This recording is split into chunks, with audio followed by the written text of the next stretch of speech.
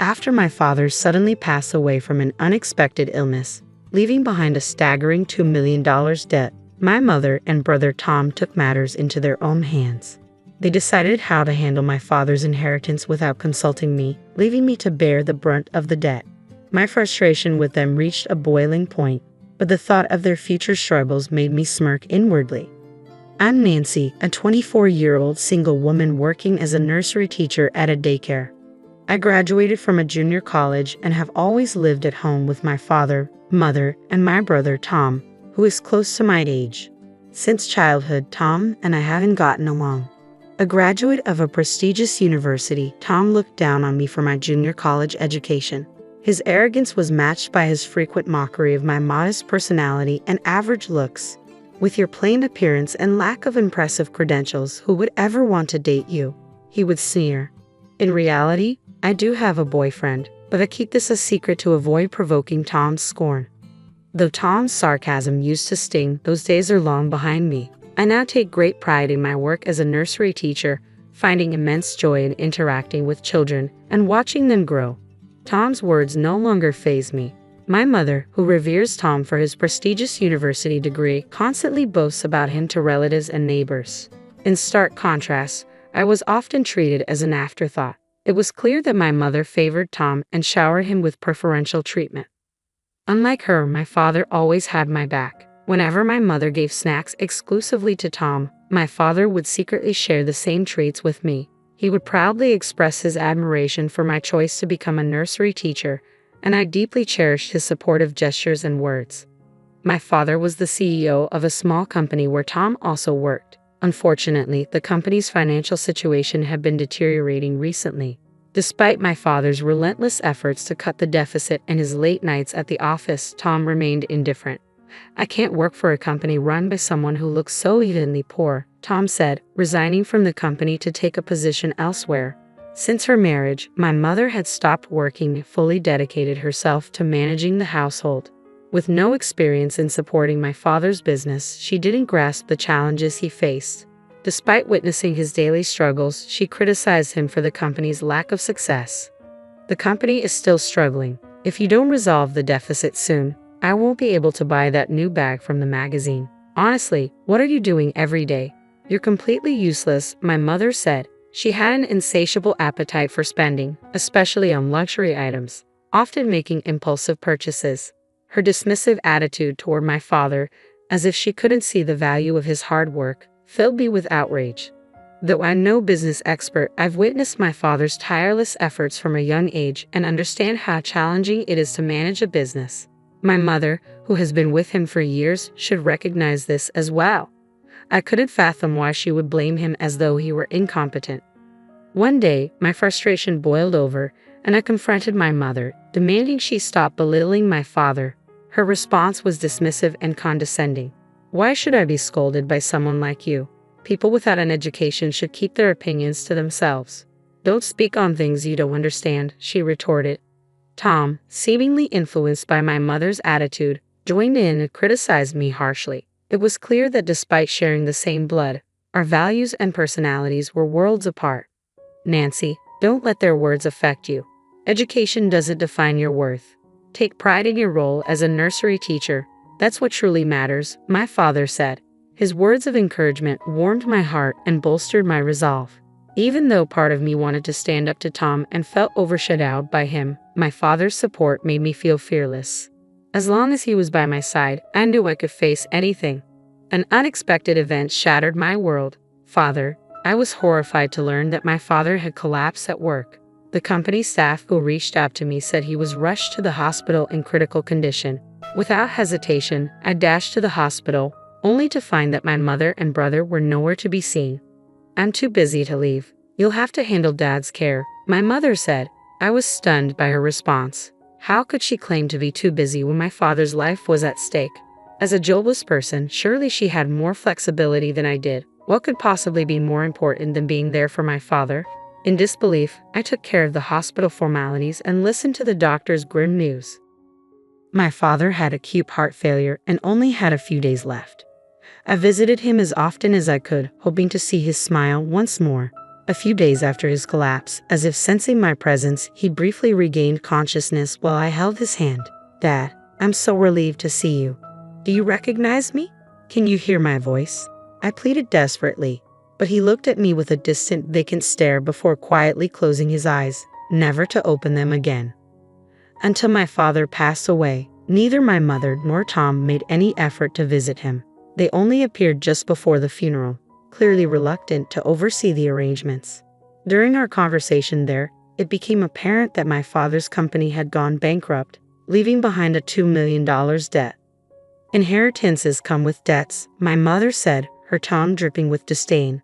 As the funeral proceeded, both she and Tom began to blame my father for the situation. "He was unreliable in life, and now he's left us with this burden. What a curse," they complained.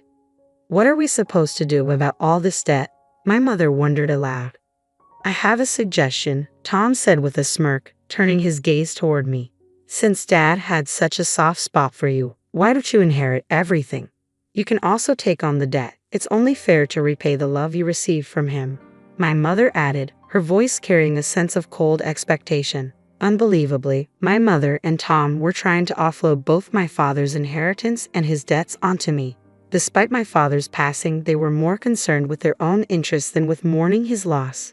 They had always belittled and ridiculed both my father and me, seeing us merely as tools for their gain. However, I had a plan in reserve, something my father had asked me to use if anything happened to him. It was time to put it into action. I decided to keep my true intentions hidden and reluctantly agreed to their demands, all while secretly preparing to execute my plan. "Understood. I will take on the entire estate, including the debt." My easy acquiescence surprised both my mother and Tom, considering I was assuming a $2 million debt. They probably anticipated more resistance from me, but their satisfaction in offloading the burden onto me seemed to eclipse any surprise. They looked at me with a mix of triumph and condescension. "So, you're actually going to pay off all the debt? We appreciate that. It's lucky for us, even if I don't quite understand your thinking. You really are quite naive, though. I suppose that's to be expected given your limited education," Tom said. My mother and Tom ultimately relinquished their claims to my father's estate. With no other relatives to contest the inheritance, I was the sole beneficiary. After my father's death, I moved out of the home I no longer wished to live in and began a new chapter on my own. It was then that I discreetly set my plan into motion. Several months after my father's passing, one day, "What on earth is this?" Tom, who I hadn't seen in a while, appeared visibly enraged, his face reddening as if he was on the verge of lashing out. His fury was likely triggered by seeing me emerge from a mansion that could only be described as extravagant. "Why is Nancy, who supposedly inherited $2 million in debt and has such a low social status, living in a house like this?" It was clear that this was the question Tom and my mother would be asking. "Seeing your astonished faces is quite the reunion after so long. I'm glad to see you're doing well," I responded. "Who do you think you are? Making jokes with no education. I want to know what's going on," Tom snapped. "This is where I live. Is it really so surprising to see me coming out of my own home?" Tom, growing increasingly agitated, advanced toward me. However, as a nursery teacher accustomed to lifting children daily, I had developed more strength than the average woman. Tom, who led a sedentary lifestyle and avoided exercise, was comparatively weak. I swiftly overpowered him and had him on the ground in no time. He looked utterly bewildered. As Tom lay on the ground and my mother rushed to his side, I smiled and began to explain. "The reason I'm living here is because of the decision you both made to relinquish Dad's inheritance. Before he passed away, my father had been quietly building wealth through real estate to secure our future. Despite the company's debt, the market value of the properties increased significantly after I inherited the estate. I sold them at the right time, and even after accounting for inheritance taxes, the profit from the real estate exceeded $5 million. My father had anticipated this rise in value, which is why I took on the inheritance, despite the debt. Instead of using the proceeds to pay off the $2 million debt immediately, I first ensured that the employees of my father's company were fairly compensated. Additionally, I received a life insurance payout of $3 million. The amount was truly staggering. "Wait a minute. Life insurance is usually paid out to the spouse, right?" my mother interjected. "It appears Dad changed the beneficiary to me," I explained. "He had informed me of this while he was still alive." My father was deeply troubled by your harsh words and excessive spending. To ensure that his life insurance money was used wisely, he trusted me to manage it and change the beneficiary. I have a dream that I've kept to myself, one to support and nurture children facing economic hardships. With the funds from my father's estate and the life insurance payout, I built a large house that could easily be called a mansion. While continuing my work as a nursery teacher, I am also applying the real estate investment skills I learned from my father to steadily grow my assets. After explaining everything, my mother and Tom were enraged, their voices rising in anger. "This is absurd. Why didn't you tell us something so crucial? If we had known about the real estate, we never would have let you inherit it." I responded firmly, "Dad anticipated that you would react exactly like this if he knew. That's why he kept it a secret, to prevent you from claiming everything." I didn't expect you to respond just as he predicted, but it seems he was right. "What are you talking about? Regardless, we deserve our share of the inheritance. We have a right to it." I was taken aback by my mother's audacious demand for a portion of the assets. It was clear that when it came to money, people reveal their true nature.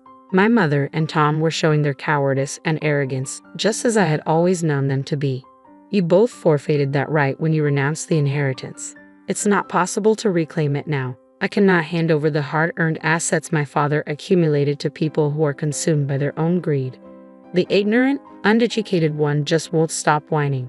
"Quit your nagging and hand it over now," Tom shouted. Despite their continued baseless complaints, I had no choice but to call security to have them removed. They left quietly after being escorted out. In the following days, security footage showed them loitering near my house, trying to find a way to claim my father's inheritance. Their persistence was unsettling. Using the footage, I reported them to the police as suspicious individuals. After that, I no longer saw my mother or Tom around my home. After some time had passed, I learned about my mother and Tom's situation from a family friend who had been close to us for years. Tom had found a new job, but his self-centered attitude quickly earned him a poor reputation. Within less than a year, he had alienated his boss and was relegated to menial desk work, a far cry from the special treatment he had enjoyed as the president's son at my father's company. Eventually, the harsh work environment took its toll, and he left the job. His tarnished reputation made it challenging for him to find new employment within the industry. "Why aren't you working? Stop lazing around," my mother would admonish. "It's not like I'm just sitting around doing nothing," Tom would retort. "What kind of effort are you putting in, you useless, unemployed person?" my mother would criticize. After witnessing Tom's failure, her attitude toward him changed drastically. Once doting on him, she now blamed him for his incompetence and joblessness, growing increasingly cold and distant.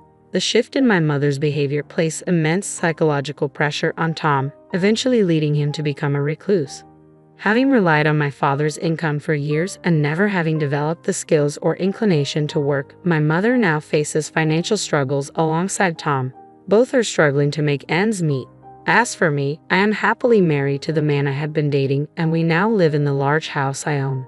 My husband shares my passion for helping children in economic need. Together, we are working towards this dream by setting up the necessary facilities and obtaining the required qualifications. I hold deep gratitude for my irreplaceable father, and with my husband by my side, I am living a fulfilling and purposeful life.